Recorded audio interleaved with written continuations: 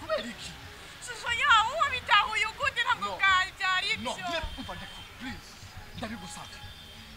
shusho mbabari ntabwo byari ibyo wabitahuye nabi never mbabari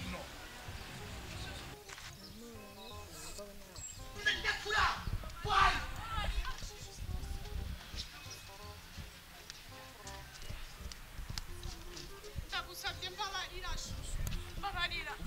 basibuke ko wigeze kunkunda basi mbabarire mbabarira shusho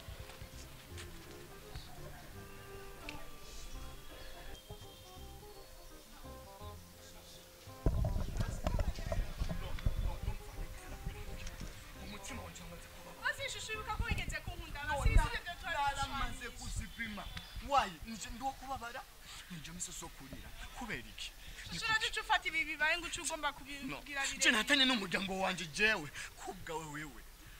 ariko kumungirira biga shushu ndagusabye mbabarira shushu nikanga no shushu ngirene bapanya ora shushu no gari ndagufata hari gari ununamusi iwabo abantu shushu mbabarira naje umutima onjura babara shushu mbabarira nikanga maze kugufata muri hotel kangaye birengera byose nikangaje maze no shoko nauza kukujya mungu ni kenshi maze kumugufatana basibuki basirukundo rwacu ingene rwari rumeze bamumbabarire naje umutima deja nkufise n'ubwo banibaza ko amaze no kunyanduza tuge no kwipimisha ngo basanga tunagwaye sinagukunda me ndafisa gahinda shushu mbabari mungu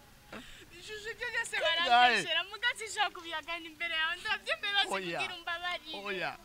mbabarira shushu sinzosubira umutima wacu maze kuru so basanga no kunyanduza so basanga no kunyanduza wala nyanduje rengera byose shushu sishaka kukubura mu buzima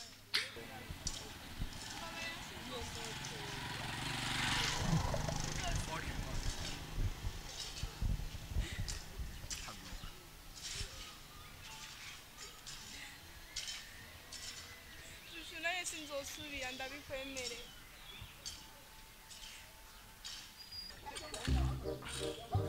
okay nakibaza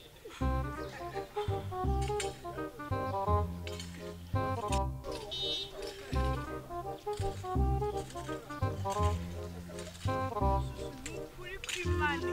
ndakwemere ubutuca tunangana n'ukuri none nukwira jya usige kwa yaba kari imbere yawe barejure nduburobereye oya uruguce okay